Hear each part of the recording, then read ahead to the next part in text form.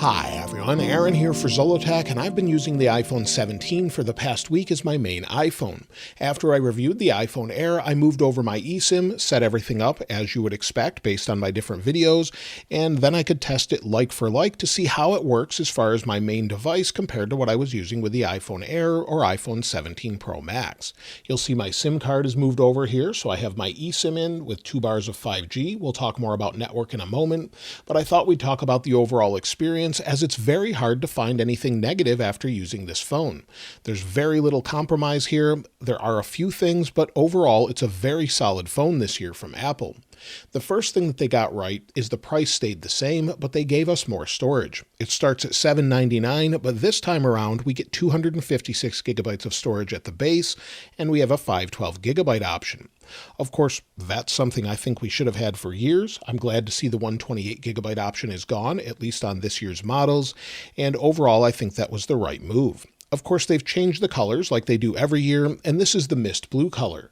Sage looks pretty good as well, but mist blue is probably my favorite color this year. However, it's not quite as vibrant as last year's ultramarine. It's somewhere in between ultramarine and the super light, or basically white with a hint of blue color we had in the previous year. So I really prefer the more vibrant dark colors, but most people put a case on it and won't see it either way. But if you aren't using a case, this year's phones are a little bit more pastel than we've had in the past. Now, when it comes to the design, iPhone 17 feels like an iPhone. It's familiar, reliable, and it gets the job done. But this year lacks any compromises for the most part. We have an aluminum frame, and you'll see, of course, we have our familiar buttons. We've got our volume buttons and our action button. Of course, we've got our antenna lines on the aluminum frame. On the top, there's another antenna line. On the right-hand side, we have our power sleep wake button along with camera control. And on the bottom, we've got our speaker and microphone along with USB-C. This is one of the few compromises this year where it's USB 2.0, so it's a slow transfer speed. However, most people aren't transferring giant files off the phone, but it is a compromise compared to what you get with the Pro models with a faster transfer speed.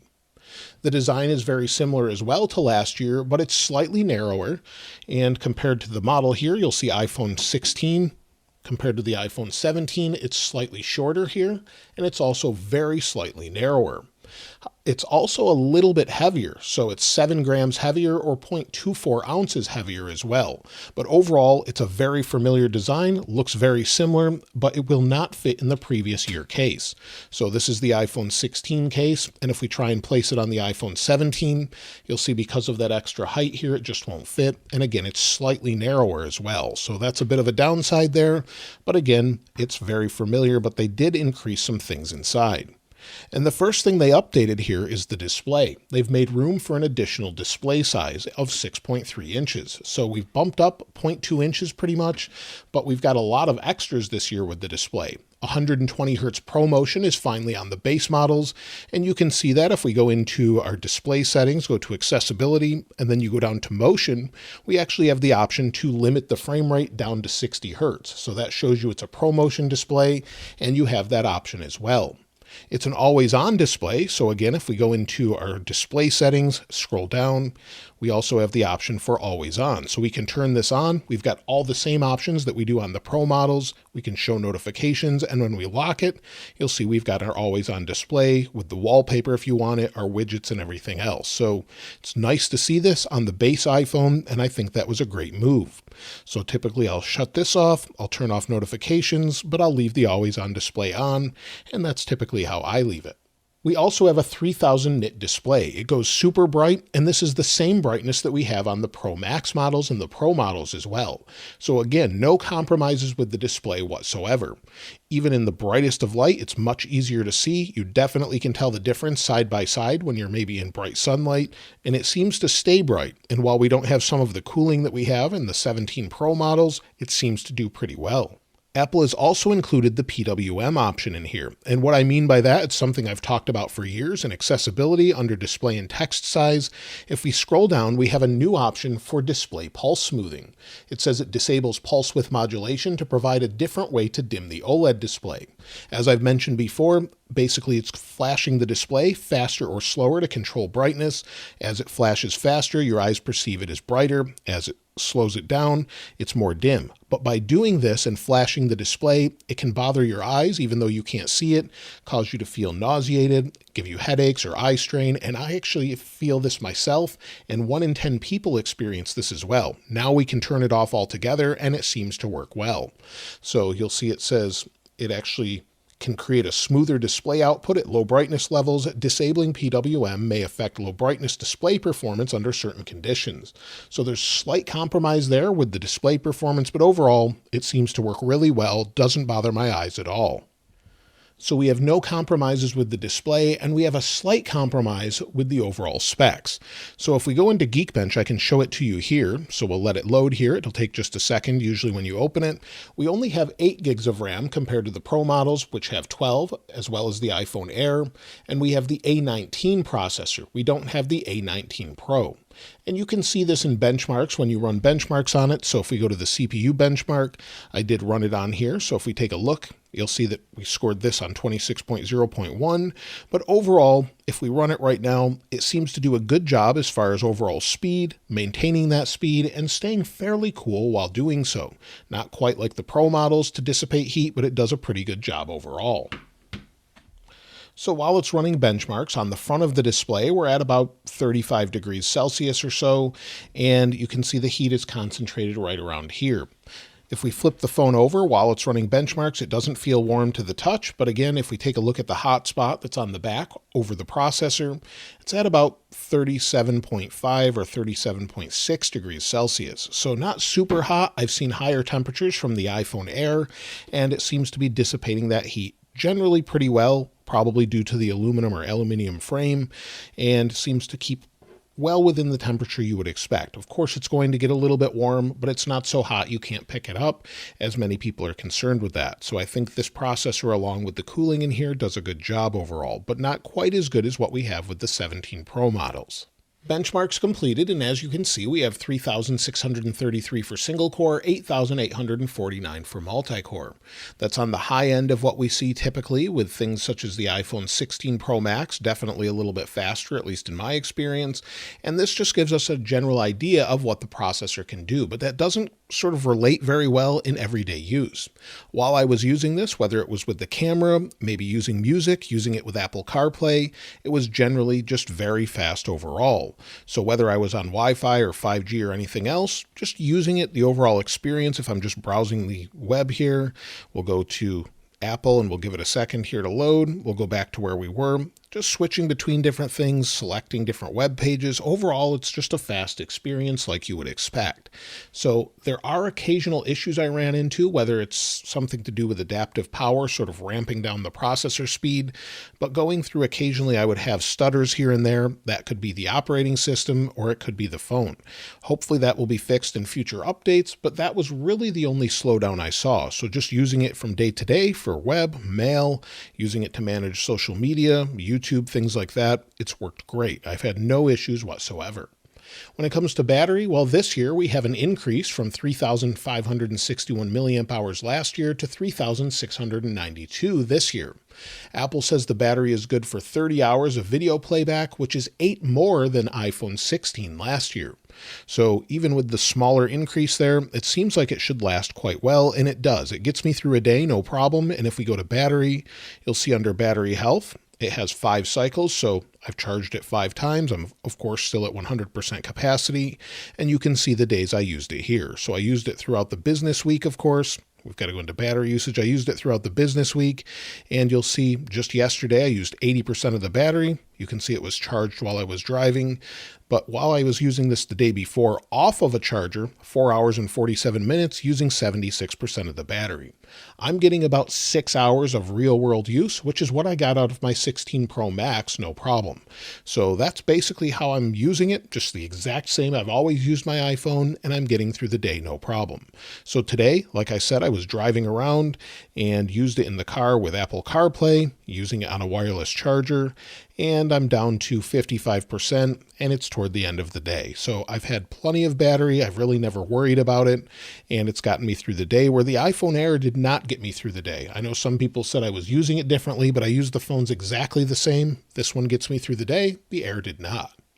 When it comes to charging, we do have the bumped up charging speeds this time around, so 50% in 20 minutes with a 40-watt adapter, or 50% using MagSafe. So 50% in 30 minutes using MagSafe with a 30-watt adapter or higher. So that should get you a little bit faster charge than we've had in previous years.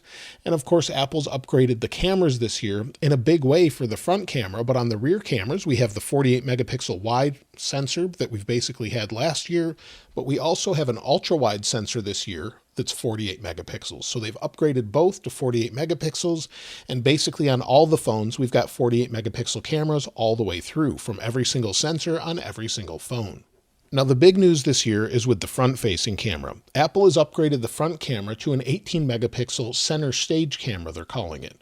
So what we have here is a camera that is now sort of a square sensor. If we spin it around, you'll see we have the camera overhead. I now have the option to go a little bit wider like normal, or switch to landscape mode as it sort of crops into the sensor or takes up a different portion of the sensor. So we have that option, and because of this, we can do a couple different things. So not only can we go into landscape, but with the new processor along with these sensors, we now have an option for dual recording.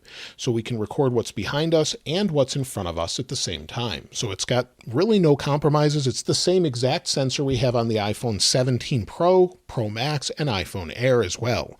So no difference there. The only difference we have with the sensors between the Pro, or really the options we have on the Pro, are things to do with higher end video.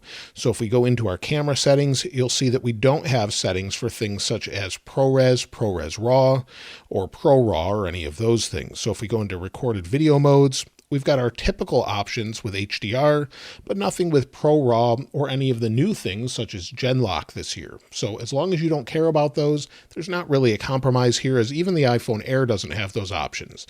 So we do have wide, ultra wide, macro, and all of the things you're used to with ultra stabilized video and much more. Now, like I mentioned, I have 2 bars of signal with 5G here, so you'll see if I turn off Wi-Fi, we're using Qualcomm's Snapdragon X80 modem this year and not Apple's C1X that's in the iPhone Air. Signal strength is generally pretty good. You'll see I've got 2 bars here. Now, I did find on the Pro and Pro Max it was a little bit better, and maybe that's due to the new antenna design. So with the new design, we have new antennas side by side here. You'll see the antenna wraps around the outside with millimeter wave and more. I found that I had better signal on the Pro Max phone than I did on the iPhone 17. Maybe, again, that's due to the antenna design. I'm not really sure, but I found where maybe I would drop signal with this. I'm driving down the road listening to music. It will stop in specific areas nearby where I have low signal strength. With the Pro and Pro Max, it just doesn't do that for me. So there was definitely an advantage there, even though they're the same modem. Apple this year with the iPhone 17 models introduced their new modem that they built in-house, the N1 modem. It supports Wi-Fi 7, Bluetooth 6, as well as Thread support. And it's been pretty good. It's in the iPhone 17, 17 Pro, 17 Pro Max, and iPhone Air. The exact same modem throughout. And when it connects to Wi-Fi 7, I get the speeds you would expect. So if we go into speed test, we'll go ahead and tap go here, give it just a second, and we should get around 1,000 down by 40 up. So we'll give it a second. The Wi-Fi modem is just, or the router rather, is just over my shoulder.